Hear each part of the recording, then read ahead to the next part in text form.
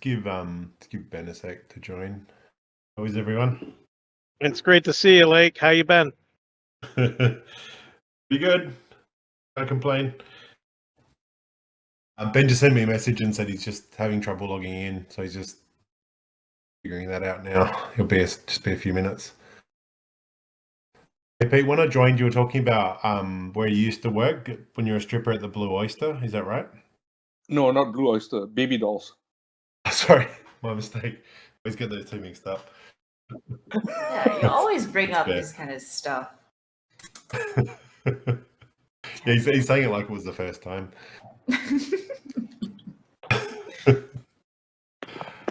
All right, I'll give a brief product update then, maybe while we're waiting for Ben. There's a bit of progress happening in a few areas actually in the Vault now. So we've got one AI citizen and one Ready Play Me avatar with the AI functionality integrated. We're still tweaking that and improving it. You probably saw the few seconds that we showed in the Fireside last week, and obviously we did that little demo in the AMA. We've done a lot of work to improve that the way it actually interacts and the knowledge it has of the Vault. So that's coming along really well.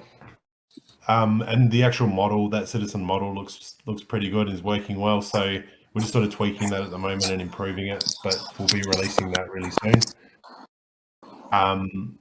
The apartments are implemented. We're waiting on a couple of other fixes before we can release that build, but they're actually in there, and you can access them with PIN numbers. You can access other people's if you've got invites. So we're just working through that now and testing all that functionality. So that's built. As I said, we're just waiting on. It's just a timing thing now to get that out. The back end stuff that I was talking about before, where we've rebuilt those back end servers. There'll be a completely separate build for that. So that's, as I've mentioned a few times, it's going to allow us to scale up. But it's done as a bit of a side thing, is actually forced us to rebuild Fear in the arcade. So while we're at it, we've sort of improved the arcade a fair bit. We've got much better beer pong physics, and we've added full avatar support. So whichever avatar you go into the Vault with will now also be in the arcade. That's all working. And the Fear side of things, the multiplayer and everything should be a bit smoother. So that's good. We've been able to tick a few boxes there. COG's Quest is still being worked on, so we're just fixing the last few items now that came up during the public testing.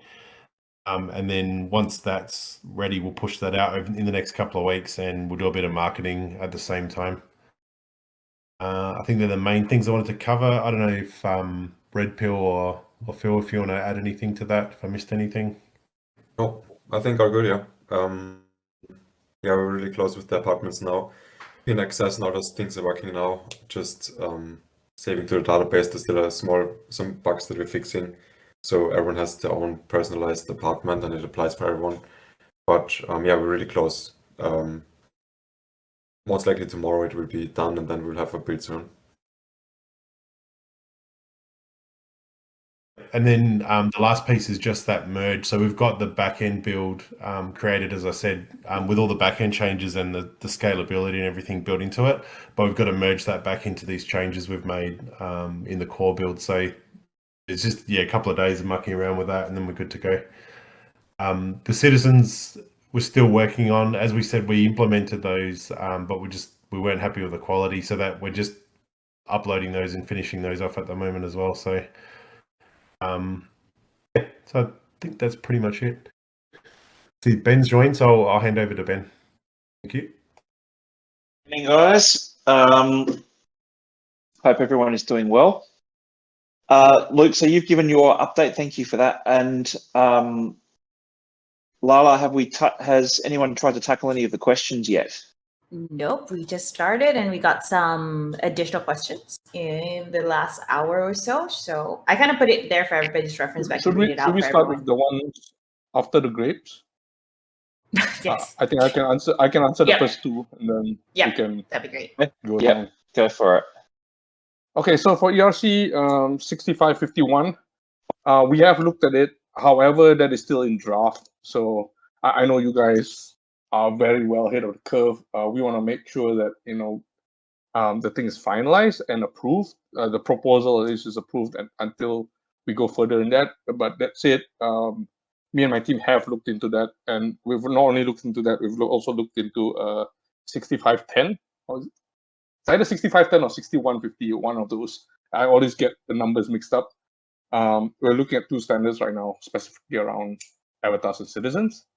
So, I mean, just stay tuned. I mean, the proposal just came out early this year, so it's not like there's a lot of people jumping on it. But the proposal is good. It makes sense, and I totally agree that it's usable for like not only citizens but actually for apartments as well. So, I mean, if you have you have your apartments and then you have furniture in there, and you might have NFTs on display that you want to put inside the apartments as well, not just for display as a picture, but actually attached inside the apartment as well. Those use cases for that would work as well. For the next one, if the brand new and free Dragon Cogs from Quest will be set for to get the Dragon Avatar minions NFTs, what's your plan for our already purchased Edition 1 Dragons and Edition 2 Dragons? So we're starting off with that as a proof of concept. I mean, we've got, I think we're playing around with a few assets right now for proof of concept, but we'll extend that to any other cogs in all our other editions. I think we've got like smaller pets like cats and dogs. You've got, I don't know, rhinoceros and all that stuff. Anything that we could potentially make into pets, we will. It's just that we choose to start with something newer, as opposed to starting with something that most people don't have access to. The Dragon Cogs right now, you could actually just get it for free from the game itself by playing the game. Yeah, okay, that's it. On to the next guy. Thanks, Pete. Thank you, mate. Okay, so that's the dragons. When can we expect more CitiXens and Apartments staking details to be revealed? Shortly after the drop of the CitiXens, and I know that and Apartments, and I know that there's a question that follows on from that very shortly, so we'll cover that. Are CitiXens and Apartments staking separate, or does it require?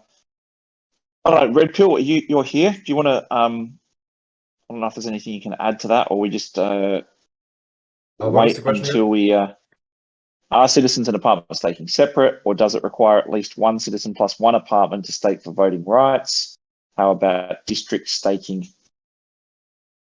All right. So first of all NFTs will be able to be staked. They don't need to be staked together. We kept it open if we have certain levels, like goals that need to be reached, or like thresholds for special rewards. But for now, it's not like you need two exactly. At least we didn't make that rule yet. Regarding this, our districts will be able to be staked, so all of them. The point is just that we're working on the right reward at the moment. So we basically have the front end and the back end ready for staking, but we still want to improve what the reward is, and that it also is something that is in-game, that has an in-game value for the first version that we want to do. Eventually, we still, of course, want to do the one that we planned with VFOX and RFOX, but there were a couple of things that would take longer, so we wanted to do a first version with something that gets more engagement into the vault as well. So yeah, stay tuned for that. But we have some really good ideas in the backlog for this one.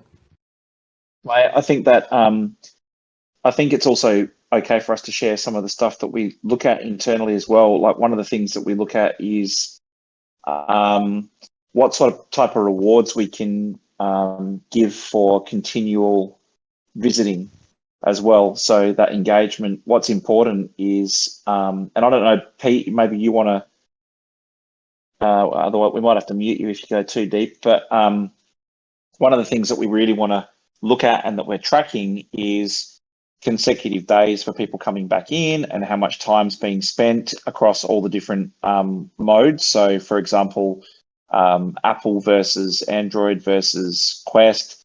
So what's really important now that we've got things moving a little bit more, obviously the AI stuff that's being introduced now is going to be very, very handy when it comes to allowing you to have the opportunity to participate in things when there's not a huge amount of people in there.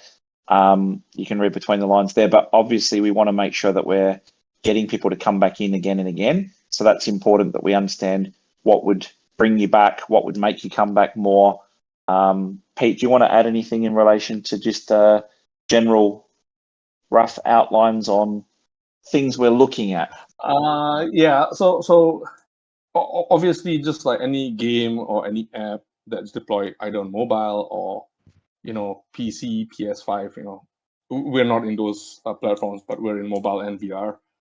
Any app or games that are deployed, there's a few metrics that we measure. Any developer, any publisher will measure, right? Just this high level stuff, you look at engagement, how many people are coming in, how long they stay for, and then you also look at stuff like retention, like how many times does this guy keep coming back, right? Does he come back every day to say farm cogs, or does he come back every day to do a daily quest, or does it come back every day to to fish, for example, right? In various different games. So we look at all these metrics, and all these metrics can be used to reward behavior as well. And I wouldn't go more than that. If you play games or you play mobile apps and all that, you know what I'm talking about. So think achievement type stuff. But I don't want to go deeper than that, really, because I can talk for an hour. That's fine.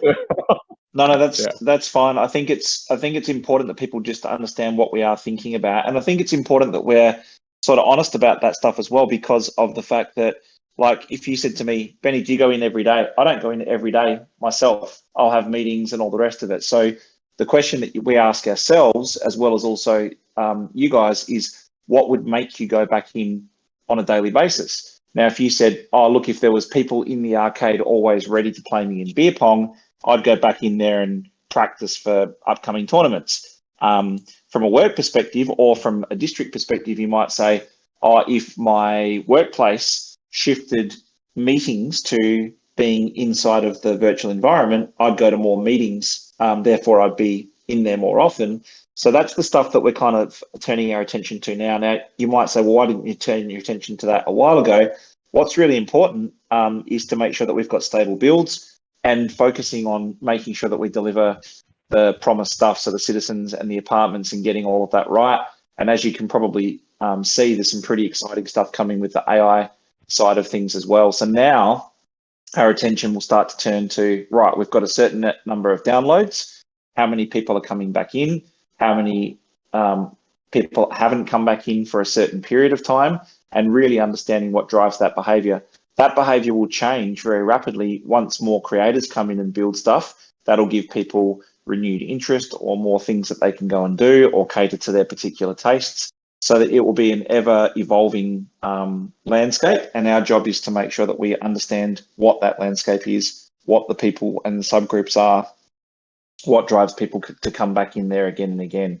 So that's something that we're acutely aware of, and it's something that we're very, very carefully focused on.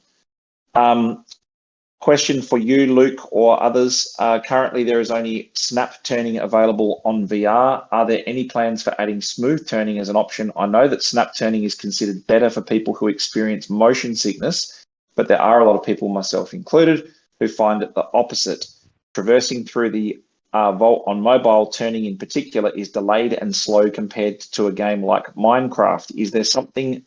Is this something that is getting worked on? The speed in the mobile version for the look sensitivity, yes, that's been something that's been reported and is in the backlog.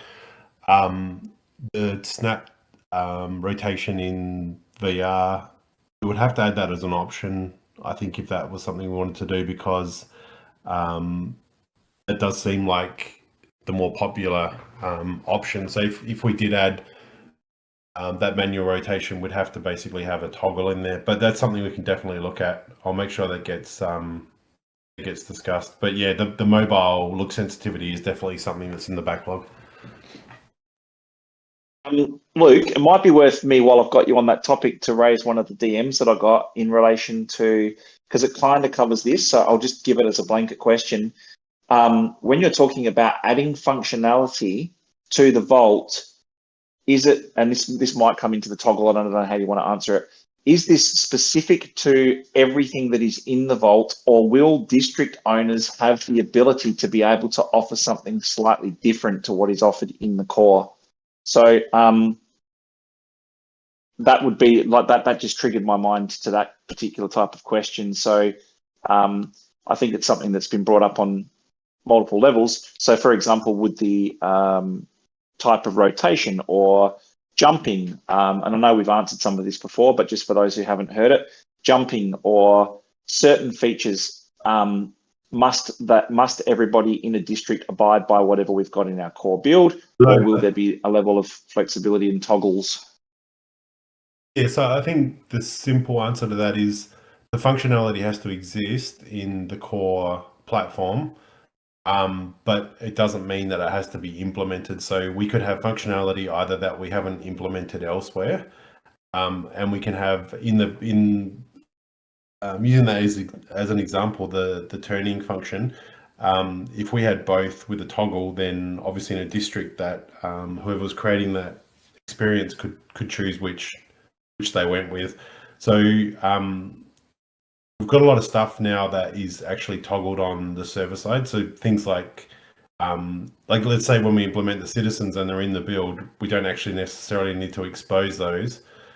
We can turn those off on the back end and you just won't see them even though they're in the code. So yeah, it's something we can definitely do. And then you have 4 or 5 different options potentially. And then whoever's creating that district could choose which option they wanted in their district. That's the way it would be implemented. So yeah, it's definitely possible. And we're kind of already going down that road. So I don't think that's going to be too difficult to implement when the time comes. Yeah, thanks for answering that. Sometimes when we get these questions, guys, they're actually simple for us to answer, but it's a matter of how to articulate it in a way that people hearing this stuff for the first time would be able to digest the question. So if we're ever not giving you enough context or you're lost, just ask us. But effectively, someone like me who's a simpleton as far as technology is concerned, the easiest way to think about that is, on a mobile phone or whatever, you have the ability to toggle on or off a feature. And what Luke's saying is, as long as those features are incorporated in the library of features that we have, the districts would be able to sort of say, well, I don't want that feature, so we'll toggle that off. But it must be something that's offered in the core to exist in the districts. So I hope that exactly. And it doesn't actually have to be a toggle. It can be a list of features that they choose from. So it could actually be like 4 or 5 different functions that they can choose from. So there's a lot of flexibility in that. Yeah, and that kind of leads to one of the other questions that I got asked a couple of times in the last few weeks, which was to Luke's point. So Luke has essentially just answered this, but just for context purpose, if we, for example, had pets available today internally, as well as also citizens available internally, we could potentially do exactly what we've just said and say toggle pets off so that you can't see them or you can't access them, but they're there. It's just that we haven't initiated the public access to those through that toggle system.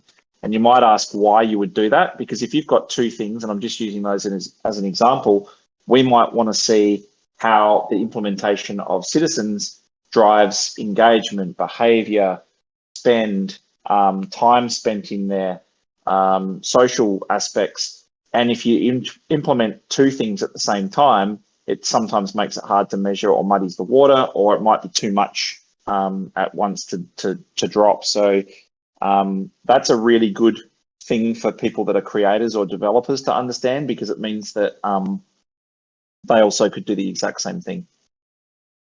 Lake, you mentioned being able to invite people into our apartments. Just how could we go about inviting people?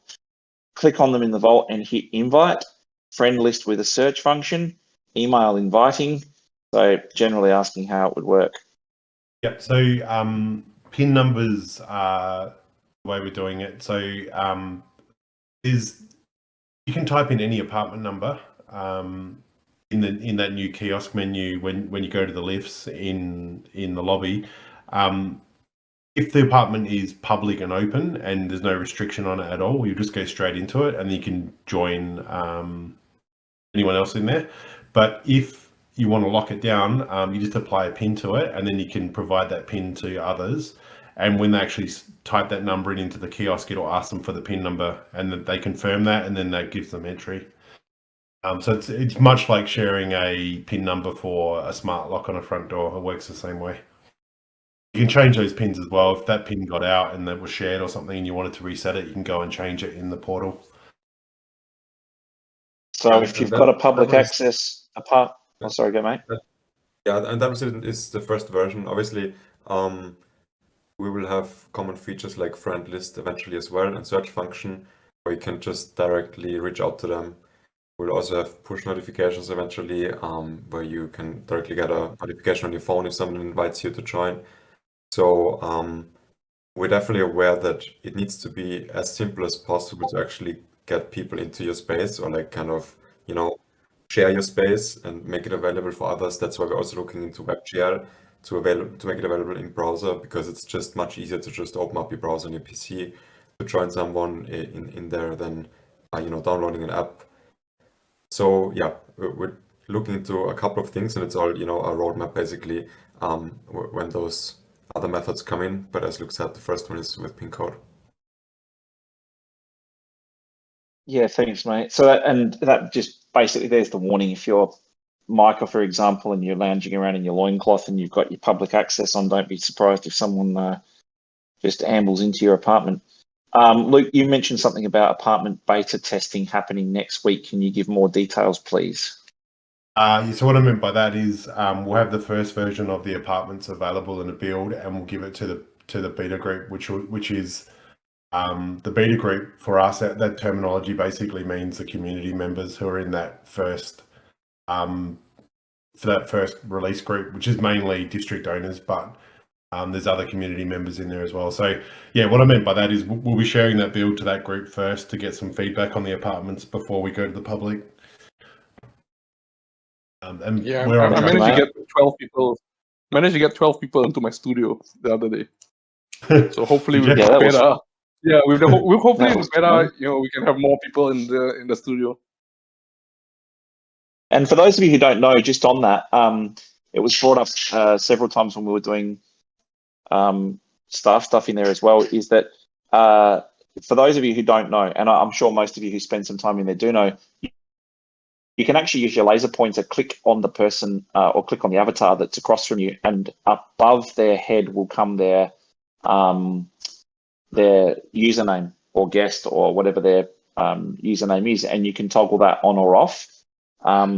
We kind of consider that to be something that we understand, but the more and more people that come in that are versed in other VR games and worlds keep talking about this as being something pretty cool, because you could effectively tag the people that you wanted to be able to see from a distance or in a group, and turn it off if you want as well. So that's kind of a novel function, but it's something that we keep hearing. AI laugh out loud, a smart scanner just mistook my Monster energy drink for a beer. Well, XP, someone's written, have to hear about the first 25 cogs all the time. Now I have to hear about him drinking his coffee. I assume that meant that you were unmuted. So what happens when you sell an apartment that the original owner set a PIN for? Does the sale automatically reset the PIN for the new owner to set their own PIN? Yeah, the new owner can set their own PIN. They can. So essentially, when that ownership has to be transferred, obviously through the NFT, and those settings are user based. not wallet based. So they're based on your RFOX ID.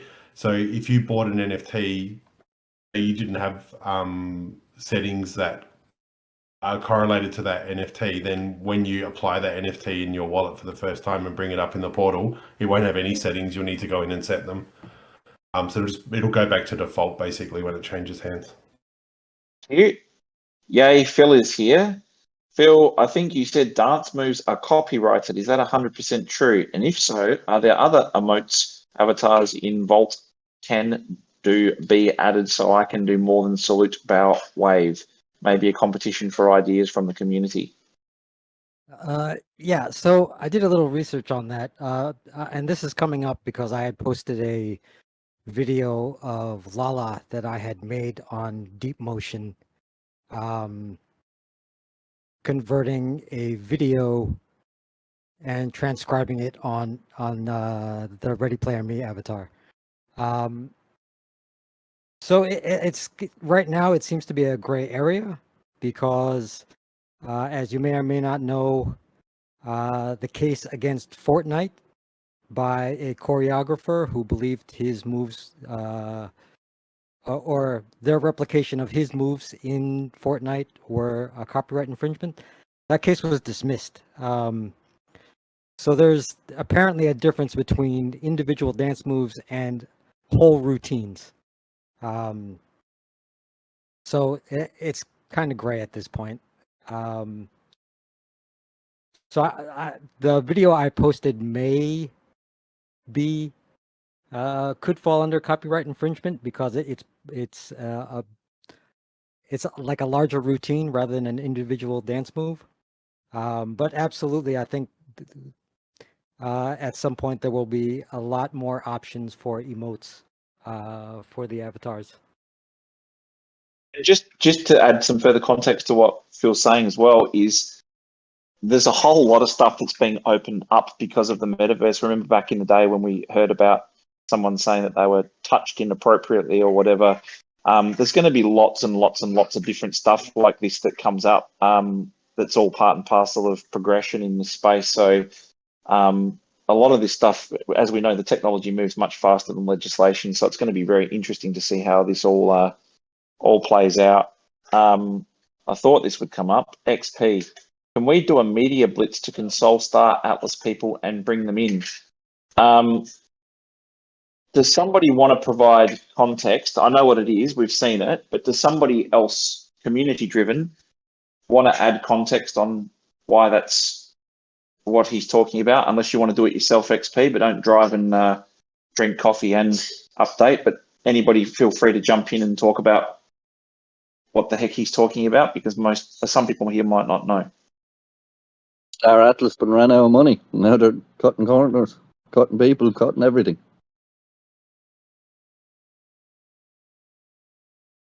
So I've got to be careful what I say as well. But obviously they are, considering that they've raised a lot of money, and some of the fears that were brought up in the beginning were have been realised. But can we do a blitz to console Star Atlas people and bring them in?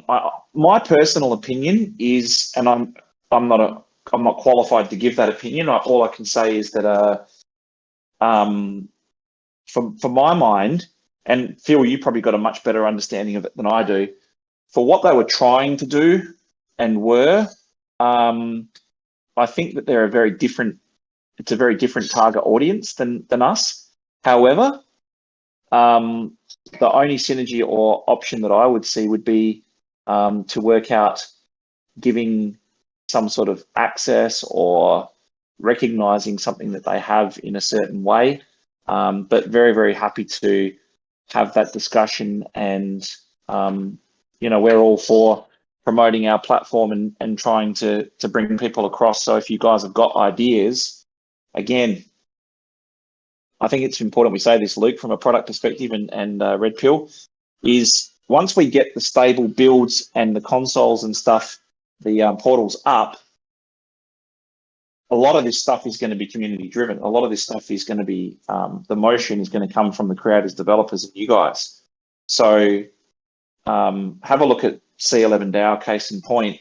they're doing a fantastic job of corralling other communities and building shared space for those communities and to help collaborate. So I think a lot of this is going to be pushed by you guys and driven by you guys. But anybody that wants to jump in and give their 2 cents, feel free to. It's an open call. I would just say I completely agree with you. It's a completely different audience. That is a AAA quality game, whereas the Vault is a creator platform. It's a totally different thing. So I'm not sure it would be useful at this point to bring them in, especially if it's based on value of NFT assets. Yeah, I think it's a really good point, Phil. I mean, obviously it was going to be a AAA game, and I think that the only point why I'd harp on about it or hold on to it a little bit is, as we're seeing, like there's probably a lot of you who are on this call tonight who might own something in the RFOX ecosystem, but may never have visited the Vault or have any intention of visiting the Vault. There would be a potential large segment of their audience who might well be the same, that are people that have thought to have invested in a piece of something, but yet didn't have any interest in entering or using. So you'd have to really define how many of those people have shared or common interests, which is a very difficult task, but very open to ideas, of course, if you have them. What other games will be added in the arcade in addition to beer pong and chess, and when will they be available? I think the easiest way to answer that as well is that what I personally believe is important is being able to have a game of beer pong or chess at any time if you wander in there by yourself. So first of all, it's more about the showcase of getting people in, allowing them to play games and tournaments.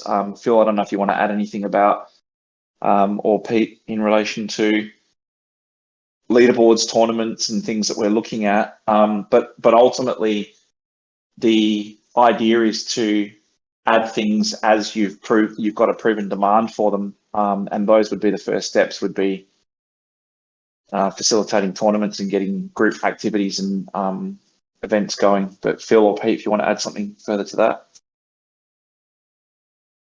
I thought it was well said. I don't think there's nothing that I can add to that. One more thing I can add is that we will also look at 2D web games to integrate them in the Vault. We made some first tests with that, and then it works pretty well on mobile so far. So potentially we can open up the arcade to much more games. Like you could have 20, 30, simple 2D games in there, additionally. So yeah, that's gonna be fun as well, I think. Maybe some retro games. I should tease you. I was going to tease you a bit, Red Pill, and say, "What are you talking about? Tell us more about this." But ultimately, that is important as well. I guess the question that I should ask, Red Pill, of you, for people that don't know and to add context is this something that you are looking at as a platform purely to give mobile users something to do in there when they can't access the arcade and Fear, or is this something that would be available also to VR headset users? No, it would be for both. So- Right now, we just face the issue that the controls are not mapped correctly yet to the VR controls. So we're fixing that, and then it will be on both. For mobile, that's obviously always easier at those 2D games because the controls are pretty much always the right ones already. So to enable chess and beer pong, we just need to work out custom controls for mobile. On a chess board, you can imagine we wouldn't probably use the 3D board. It's a bit hard to pick those pieces on the phone. It will probably be a 2D screen of the board or something like that. So those are things that we will add eventually. But yeah, those kind of web views with 2D games that are basically from websites on websites. That should also work on both platforms. It's not just for mobile. that question sort of kills two that I had in the DMs. Red Pill. The reason I asked that is because that covers two separate questions from people. So thank you. Regarding what would make me come back, these features alone would help me personally. A homepage that shows what's available to do in the Vault and where that is. Maybe being able to sort on that homepage by popularity or user rating on those things. Adding categories, later games, shops, etc. Clicking on one of the choices gives you the option to say show waypoint, which would show you where to go or just instantly teleport. And friends list. I normally only play games or hang out online with other people. Got to be able to quickly see who's online of my friends. I'll add these to Canny if they're not already there. Think you're already working on friends list. Again, Red Pill, maybe you want to add some context because I know you probably can there. Yeah, I think the first one is definitely a great suggestion. It happens sometimes that because we're in the build so many times and we're in the everyday that we forget that people don't know where stuff is, and we get that feedback quite a lot that you go in but you don't know what you can actually do. So this kind of homepage or kind of a spawn area where you have kind of a home base where you have different portals around you, and you can select where to go, and it's really clear where everything is. It's definitely something that we also want to look into to make it easier. Right now we have that teleport menu on your wristwatch in that menu, so this will also feature sorting for experiences, for games, for districts, so that way you can enter it. But it doesn't have a rating yet, or it doesn't have views, how many people are in there, for example, and things like that. So that's also coming along the way. But yeah, I mean, it's first this kind of homepage thing that would be good, and also we can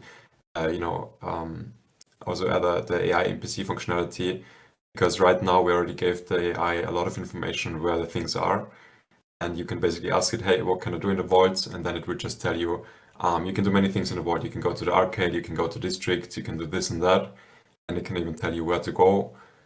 Right now it can't actually walk you there yet, but that's also a feature that we are having in our backlog, so that it can actually walk you to those places. There are like 3 different ways we want to solve that with along the way. It's definitely we're definitely aware of that we need to improve that one. And for the friends list, it's also in the backlog. We are using another platform for that, basically, and a plugin. It should be pretty easy to add that, but I think for the next PI we'll be able to add that. Thanks, mate. Can pin numbers be set for one use so it can be shared, and we can give multiple pins for multiple people? Right now it's 1 pin per apartment. I think it's also worth mentioning there about the token gating as well. I don't know how much we've said, Red Pill, but ultimately you're on a stick at the minute, aren't you? This is a Red Pill question night, but ultimately token gating would allow people to be able to do specific events for access. I don't know if there's anything you want to add. I think that's fairly self-explanatory. Yeah, so token gating and pin are 2 different ways how you can access or gate those apartments. Pin was introduced because it's just a bit faster, and you don't need to connect the wallet. You can just add friends that don't need to connect the RFOX ID. They can just come in as a guest and join you. Right now it would just be set to 1 number, and you share that number with anyone, and it's not one use, but it's basically as long as you change it. So technically what you could do right now is you can let someone in and then change the pin again, let someone else in.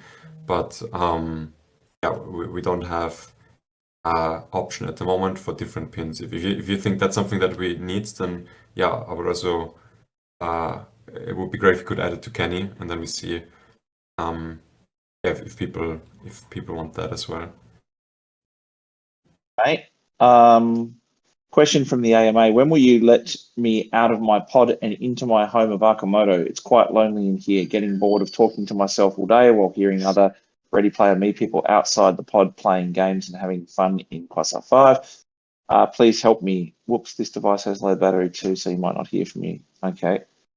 The simple part of that question is Wen CitiXens. Red Pill or Luke, you want to give an update? So I mentioned last week, I think I mentioned it before as well, but this everything is there, like all the pieces are there, the UI stuff's there, the backend stuff, it's all done, and the models are uploaded. We just weren't happy with the quality of them, so that's the piece we're doing at the moment. They're in a QA stage at the moment, so they've been rebuilt and we're just QAing them, so we're very close, but apartments will go first, so that will be probably the bigger factor. Just the fact that we want to get the apartments in place before we release the citizens.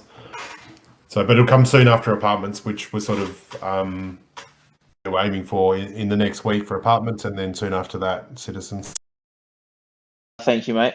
Hypothetical, if I owned a district to teach something to paying customers, is there plans to be able to make control commands for the district owners that govern all the people in the instance? Example, someone teaching a foreign language be able to mute all the people in the instance in order to be heard in case too many people begin talking. Might be a good example of the toggle functions we were talking about. But again, Red Pill or Luke, do you want to answer that one? Yeah, so you will be able to mute specific, basically what we did is you can whitelist specific RFOX IDs that can talk and others are muted. So what you can do is with that, with the teaching class or whatever, you can only whitelist the teacher, the RFOX ID of the teacher or the email address, and then only that person can be heard. Everyone else is muted, and the owner of that space can then change that setting again, for example, if he wants to ask for questions or things like that.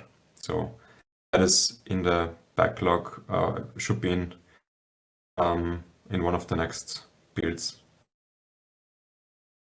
Yeah, so someone actually had mentioned that previously, saying if they were to attend a rap battle or a comedy show, how would you make it so that those people could present and yet still allow the feeling and participation of the audience? So I think you've just answered that as well, but there'll be a lot of customizations that can be done.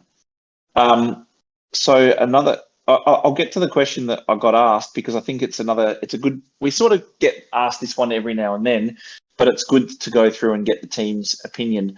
I'll start because I can make it quick, and I'm sure my answer will be very different to what other people in the teams will be. What is it that you are most excited for that is coming up?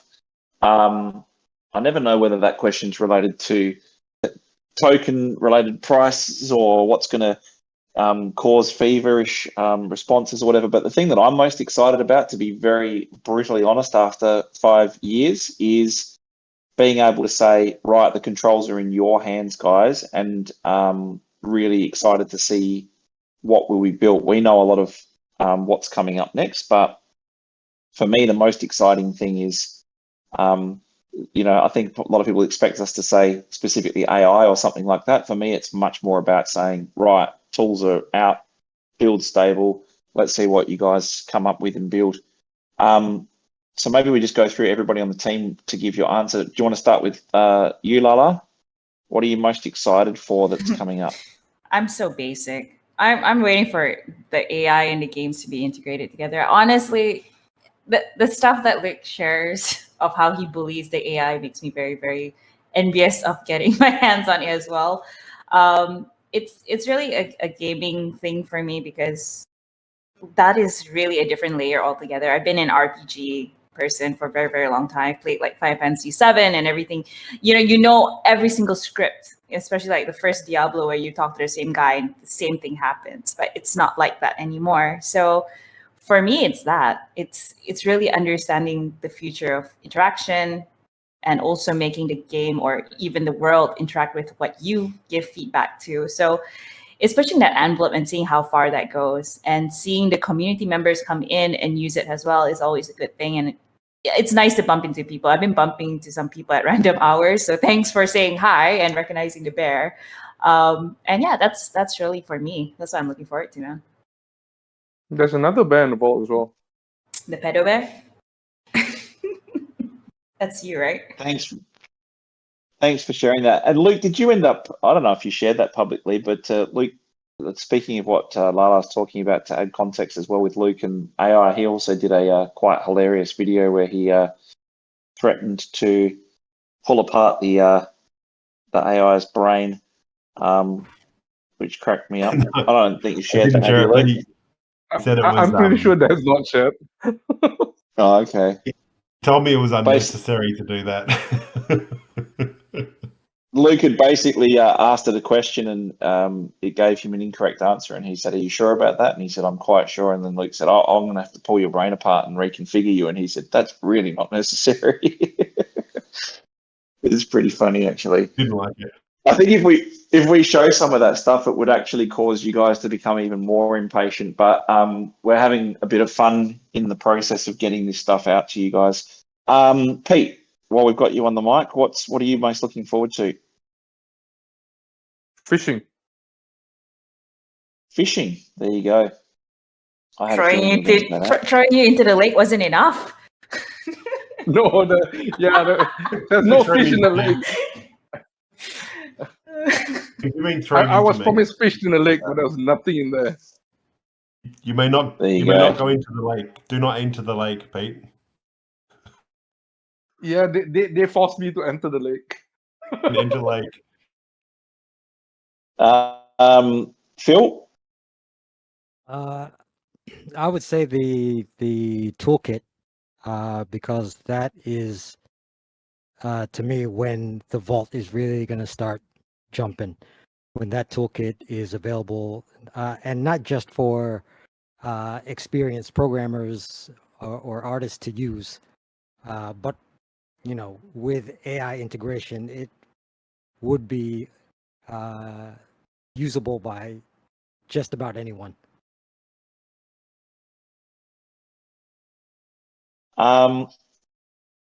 Absolutely, mate. I think that's a great answer.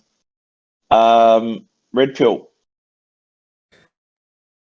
Yeah, I also think the tools are gonna be one of the most interesting things, especially like we have the SDK tool, and then we have the in-game tools that are more AI based, easier to use. So on both ends, it's gonna be very interesting. Right now, we're working with a couple of district owners to help them out, get their experiences in. But yeah, I'm also very interested about what people can actually do with the tools inside the apartments. Right now, we're starting out with just the texture changes, which is pretty simple, but soon we'll also have more customization with objects, and we're looking into a bunch of APIs that will allow to generate 3D assets and all kinds of other things, skyboxes. So there's a lot of creativity that will come through this, and a lot of unpredictability as well, like especially what Benny just said with the AI NPCs. As soon as we give access to those things to the users, we'll get a lot of fun stuff and like interesting stuff that will work out. And like, for example, one of our AI NPCs that we worked with in the vault suddenly started speaking in 4 languages, in four different voices. And it basically just made that up, and we don't really understand why it's doing that. So we gotta go back to to understanding why it's doing that. So, but it's just fun because it's really unpredictable and undeterministic what's happening, and seeing you guys interact with those things and sharing those experiences, I think it would be really exciting. Yeah, 100%. Thank you, Luke. Answer is very similar, but it's the apartments for me, and it's when the apartments can be fully customized. So when they get to that point, I think that's when that's the thing I'm most excited about. And as the other guys mentioned, being able to customize that, and I mean, when I say customize, I mean change assets inside of it, change skyboxes, all that AI integration inside of the apartment, and being able to customize your own space. Really exciting. I mean, that applies to districts as well, but I just think the apartments are more accessible for most people, and there obviously is a lot more holders, so that's going to have a lot more impact. Yeah, I just think that AI customization, generally speaking, is going to be awesome. But I can't wait to actually go in and start modifying my apartments and saving those changes and bringing people in. That's really exciting to me. I think it's also going to be. So I've been asked the question of what would make you go back in more often if you weren't part of the team. Do you think? I would say the customization is definitely a massive one, but if it was outside of all of that stuff, I'd say the events that we know are coming, of people that are going to hold audience crowd participation type of activities, that'll be a big one for sure. It's just very exciting, all of the things that are in the backlog and all of the things that are happening. And I think what are we up to publicly, Luke? 85, version 85, build 85. Yeah, publicly, yeah. Yeah, and then what are we internally, about 92 or something, right? Yeah, well, even that 85, there's incremental builds in between, and there is internally as well. But yeah, we're about 4 builds ahead of that now. About to be 5, so you could say 90, but we're actually incrementally gone up to the mid 90s now. So there you go. So the next one will be a that's 94, I think, a 94B maybe. So yeah, it's a lot of builds. and just one more that I got on the Star Atlas is I'll word it nicely. Why not take a tougher stance on the Star Atlas? I think the thing is that it's not easy to build in this space. It's very, very difficult. And some people have good intentions and some people do not have good intentions. And you don't know. And I'm not talking about Star Atlas, I'm talking about projects in general. You don't know what the intentions are. But even if the intentions are good, it's not easy at all. It's extremely difficult. And you've seen, we've had many people say, why is it taking so long? We've had people give timeframes of a decade and then quit very quickly. Big companies with massive budgets. It's not easy, and there's a continual need for layout.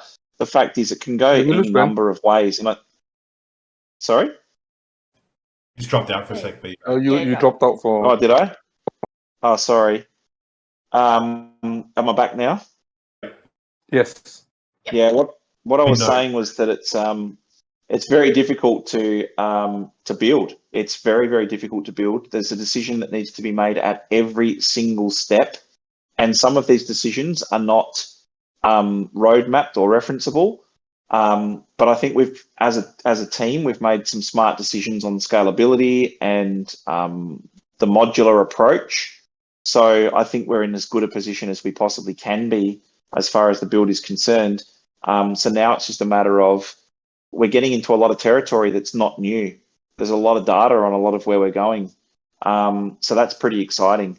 So I think as far as any of these companies that fail, and there's a lot of companies out there that have well and truly already failed and you just don't know yet, all we can possibly do is keep coming back every week and telling you what's happening, showing you these updates and showing you that the progress is being made. But hats off to anybody who's able to get something out and to market in this field, because it is extremely laborious, it is difficult, and hand on heart, some of the decisions that we make won't always be right. And I think Red Pill will appreciate the next comment, and that is, I don't know how many times during our journey we've been told you shouldn't be building a platform. You shouldn't be focusing on building a platform. You should be focused on building a product and being good at it. And I don't know if you've seen the news and the updates, and we speak to VCs and stuff all the time, and all of them are saying, including all of the big brands and companies out there, unless you're progressing towards being a platform, you're dead in the water, because you need to be a platform. You can't just be a product only company. You need to be building a platform. So again, none of that makes any difference unless you're able to execute and you're able to get that out and get that traction. So our big hurdle now is we got a few of the pieces right. It's taken a long time, and now we've got to get that traction. And that's all there is to it. It's firmly on our shoulders now to make this successful. And that's the part that I'm saying is exciting. Handing it over to you guys to build and create and flesh a lot of this stuff out. That's the exciting part, is to know that we're not it's not supposed to be just a small group of people making a decision for everybody. It's supposed to be everybody making decisions for everybody. And the quicker we can hand that baton over, the more it becomes all of our responsibility. So just before we leave, what is going to stop creators using their apartments as an NFT digital item showcase and then do an OTC deal, in turn bypassing districts? So we'll have rules, and you're always going to have people that are trying to cheat systems or work their way around things, but we'll have terms of use and conditions, and anyone violating those will have the ability to be able to say, okay, that's we've got a kill switch, or it's in violation. Our important objective and goal is to set the ground rules and then to let people flourish and do what they do. But ultimately, there has to be basic terms and conditions on any platform to exist. Otherwise, you just got Lord of the Flies types of situations. The XP, one thing that... Actually, like as districts, we want to obviously make the user experience much better. Like it's hard to really obviously control or police what's happening in OTC, right? Like they can do, connect somehow else because they can communicate in the vault and then do a deal. And but it's just going to be such a shitty user experience that very few people would go that way. Like we really want to make it like easy to use those products. So I think we always have some edge cases that, of course, it's not allowed in our T's and C's, but they might happen. But the majority should obviously go according to the rules, and that's why those districts shouldn't be able to be bypassed. So any of the commercial features that we will have those rules, and it will just be so difficult to do it outside of the platform, or like not user friendly, that if the value is there, people will go through our platform. Yeah, I think that's a good point. And also, look, you look at these platforms like Play Store and stuff. If people bypass those, or Roblox, they try and make sure that that's enforced. But also, I think that we've talked about lots of solutions that will come in, and some of these solutions will be presented by community members, builders, and creators, which will be great. Whereas you might be able to offer something for sale that is a reference to something that exists in a district. There's lots of different opportunities and options for us, so that will all happen. And then last point, because we've got to say bid you adieu, is weekly safety brief. Don't use multi-chain. Today's weekly safety brief brought to you by Simba. That's Simba the dumbass. That's not a dumb thing to say at all. That's not a dumb thing to say at all. We'll give further information as we get it, but ultimately we try and keep across all of that stuff, and safety is extremely important. You guys sound so confident. It's not that we've always been confident. If we're not confident, we wouldn't be doing what we're doing. It's challenging. It's freaking difficult. And I think we're all excited because we can. There was a long time when we were in a dark tunnel and we couldn't see the light at the end because you've got so far to go. I think that we're close enough now, and we're coming into territory that's familiar to a lot of people. So now it's just a matter of making sure that we've got enough of the right resources and tools to get this thing to the point, which is very, very close now, to where we can say, right, now it's not solely up to us and solely on our shoulders anymore. It's a group effort, and that's the part that will excite me a lot.